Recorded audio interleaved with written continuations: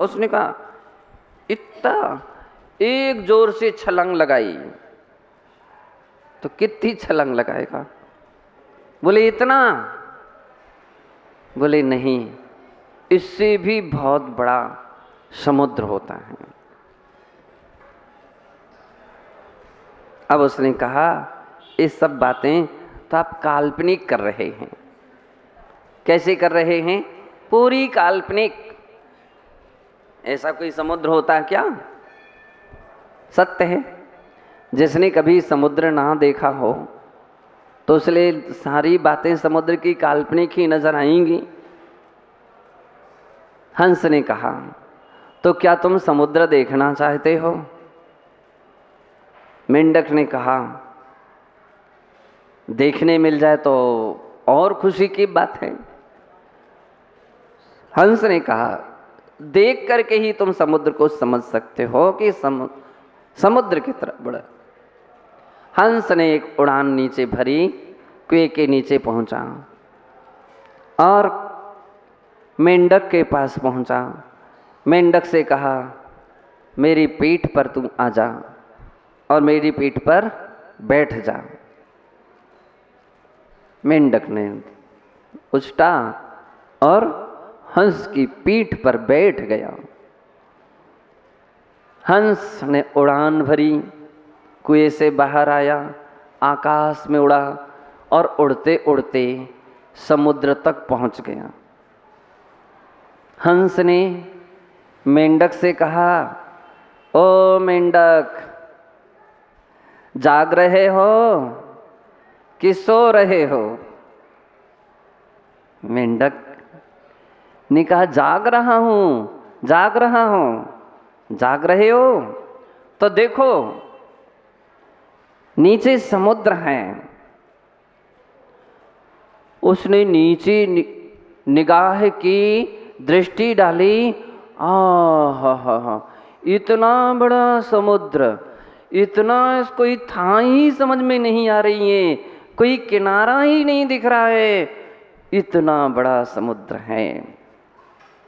बंधो, कहने का अर्थ ये है कि जब तक व्यक्ति कुएं से बाहर नहीं निकलता तो उसके लिए कुआं ही सब कुछ नजर आता है। और जब कुएं से बाहर निकलता है तो फिर उसको नजर आता है कि समुद्र क्या है, नदी क्या है, तालाब क्या है, सब कुछ समझ में आता है। कहने का अर्थ ये है कि हम जिनवाणी से बंधें, किसी पुस्तक से ना बंधें। हम जिनवाणी से बंधें, किसी व्यक्ति से ना बंधें। हम जिनवाणी से बंधें, किसी संस्थाओं से ना बंधें।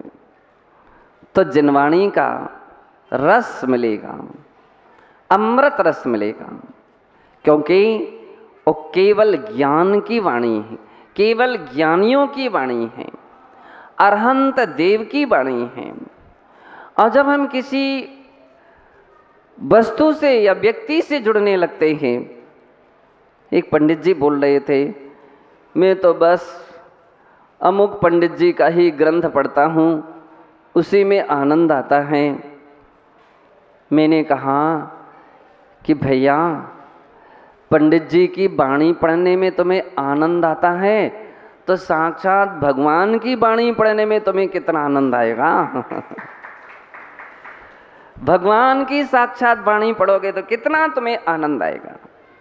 बंधो, कहने का अर्थ ये है कि हमें जिनवाणी की, इतनी असीम जिनवाणियाँ हैं, पढ़ने की कोशिश करना चाहिए।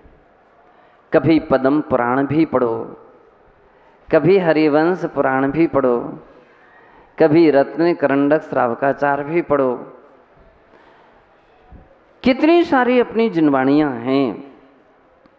जब आप पढ़ोगे तो आपके लिए नई नई बातें मिलेंगी। कुछ लोग सोचते हैं कि इसमें तो महाराज कथा कहानी सुनने में आती है। नहीं नहीं नहीं, ये अपना भ्रम है कि केवल कथा कहानी ही सुनने में आती है। उसके अंदर में भी रहस्य भरे हुए हैं और बतलाते हैं कि प्रथमान योग तो आचार्य समंतभद्र स्वामी कहते हैं बोधि समाधि निधानम बोधति बोधा समीचीनः। प्रथमान योग बोधि और समाधि का निधान यानी खजाना है। क्या समझते हो आप उसका कीमत, उसके मूल्यांकन? कह रहे हैं बोधि का अर्थ होता है सम्यक दर्शन, सम्यक ज्ञान और सम्यक चारित्र, ये बोधि है। और निधान, निधान का अर्थ होता है खजाना, ये रत्नत्रय का खजाना है। समाधि का अर्थ होता है रत्नत्रय का फल। क्या अर्थ है उसका? रत्नत्रय का फल समाधि कही जाती है। तो रत्नत्रय का फल एक समाधि है। ऐसा प्रथमान योग के विषय में जो बात कही गई, उन्होंने और जगह इतनी अच्छी बात नहीं लिखी। बोले बस यहाँ से अगर आपने प्रारंभ कर लिया सब कुछ मिलेगा। प्रथमान योग में भी, प्रथमान योग तो है ही, सलाहका पुरुषों का जीवन चरित्र तो है ही, और उसके साथ क्या मिलेगा? चरणार योग भी मिलेगा। वहां पर भी व्रत नियम संयम के उल्लेख मिलते हैं। व्रत नियम संयम की बातें, विधि, तरीके, सब कुछ उसमें मिलेगा। करणान योग भी मिलता है, कर्मों की स्थितियां, कर्मों का विपाक, कर्मों का फल, ये सब करणान योग भी उसके अंदर में मिलता है। द्रव्यान योग, और बतलाते आत्मा के स्वभाव का वर्णन, द्रव्य का, तत्वों का, पदार्थों का, अस्थिकायों का भी वर्णन प्रथमान योग में मिलता है।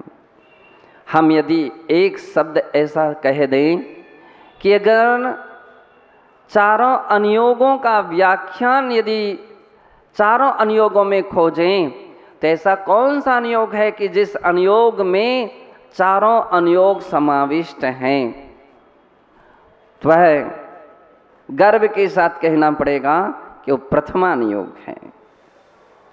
वह प्रथमान योग है, वह पद्म पुराण है, वह हरिवंश पुराण है, वह उत्तर पुराण है, आदि पुराण, आदिनाथ पुराण है, बहुत सारे पांडव पुराण हैं, वर्धमान चरित हैं। ऐसी ऐसी ग्रंथ हैं कि अपन लोगों ने उन्हें अलमारी में रख दिया, बिल्कुल अपन ध्यान ही नहीं देते। क्या होगा जिनवाणी का? कोशिश करो कि उन भी ग्रंथों को स्वाध्याय में लाने की, ऐसे ग्रंथों को भी पढ़ने की कोशिश करो, तो मुझे लगता है कि बहुत जल्दी पकड़ में बातें आएंगी। क्योंकि पद्म पुराण कल्पना कर लीजिए, पद्म पुराण यानी रामचरित्र, जैन रामायण है। आम लोगों को तो रामायण के बहुत सारी बातें याद रहती हैं, जब पद्म पुराण पढ़ोगे तो थोड़ा सा डिफरेंस मिलेगा। वहाँ ऐसा देखा था, वहाँ ऐसा पढ़ा था, यहाँ ऐसा। जब डिफरेंस मिलेगा तो आपकी रुचि और अधिक बढ़ जाएगी और एकाग्रता आ जाएगी, और वो कहानियाँ बिल्कुल आपके लिए ऐसे गले उतर जाती हैं, तत्क्षण याद हो जाती हैं, और उनके लिए आम व्यक्ति आम स्थान पर बैठ कर के आम लोगों के सामने जब उसकी चर्चा करता है कि देखो मैंने पद्म पुराण में ऐसा प्रकरण पढ़ा था। बतलाते हैं गणेश प्रसाद जी वर्णी जी हुए ना, गणेश प्रसाद जी वर्णी जैन स्कूल अपना है, तो बतलाते हैं जैन स्कूल की नींव अगर रखी है तो किसने रखी थी? गणेश प्रसाद जी वर्णी ने अपने जैन स्कूल की नींव रखी थी, और उन्होंने कई एक जगह ऐसे बड़े बड़े स्कूल खोले थे। तो गणेश प्रसाद जी वर्णी हालांकि जन्मतः जैन नहीं थे, जन्मतः जैन नहीं थे। कौन थे? असाटी गुप्ता ब्राह्मण थे। असाटी गुप्ता के रूप में कहते हैं बनिया, तो वे असाटी गुप्ता थे। तो पुराने समय में जहाँ वो जिस घर में रहते थे उस घर के सामने ही एक मंदिर था, जैन मंदिर था। और जैन मंदिर में का बाहर का प्रांगण था। गर्मी के मौसम में लोग मंदिर के बाहर वो जो प्रांगण में चौक चबूतरा जो था उस पर बैठ कर के स्वाध्याय किया करते थे। तो बतलाते हैं कि जो वहाँ पद्म पुराण की वाचना होती थी या पढ़ते थे लोग, तो उसको वो सुनते थे, बड़ी रुचि से सुनते थे। अपन लोग तो इस कान से सुनते उस कान से निकाल दें, लेकिन वो बड़ी रुचि से सुनते थे। सुन सुन करके उनकी श्रद्धा जग गई, सुन सुन करके श्रद्धा जग गई। और एक ऐसी श्रद्धा जगी, ऐसी श्रद्धा जगी कि बतलाते हैं कि वो केवल जैन धर्म ही स्वीकार नहीं किया, व्रती बने। और व्रती बनने के बाद क्षुल्लक दीक्षा ली और अंत में जाकर के मुनि दीक्षा धारण की और बड़े बड़े जैन स्कूल खुलवाए। तो उनके लिए अगर प्रेरणा मिली सबसे पहले कहीं ग्रंथ से, तो पद्म पुराण से प्रेरणा मिली। तो इसका मतलब है कि पद्म पुराण अपने आप में बहुत बहुत महान ग्रंथ है। जरूर जरूर एक बार सबको पढ़ना चाहिए, निको जरूर पढ़िए। पद्म पुराण इतना रहस्यमय है बंधो, सत्य है। अगर उसके अंदर में जब हम देख रहे हैं तो उसके अंदर में क्या मिल रही है? जिनेंद्र भगवान की वाणी। किसकी वाणी? जिनेंद्र तीर्थंकर भगवान की, साक्षात केवल ज्ञानियों की जो वाणी मिलती हैं वो भी अपने आप में महत्वपूर्ण होती हैं। इस गाथा में, इस दोहक छंद में पूज्य आचार्य महाराज कहते हैं कि ऐसे परमात्मा प्रकाश ग्रंथ हैं जो साक्षात केवल ज्ञानियों की वाणी है, जो मुनिजन मुनिवर, जो मुनिजन ऐसे ग्रंथ को पढ़ते हैं जो लोकालोक प्रकाशी हैं, वे स्वयं प्रकाशित हो जाते हैं। कहते हैं अगर एक दीपक जलता है, एक दीपक जलता हुआ हो, तो उसका आश्रय लेकर के अनेक बुझे दीपक भी जल सकते हैं।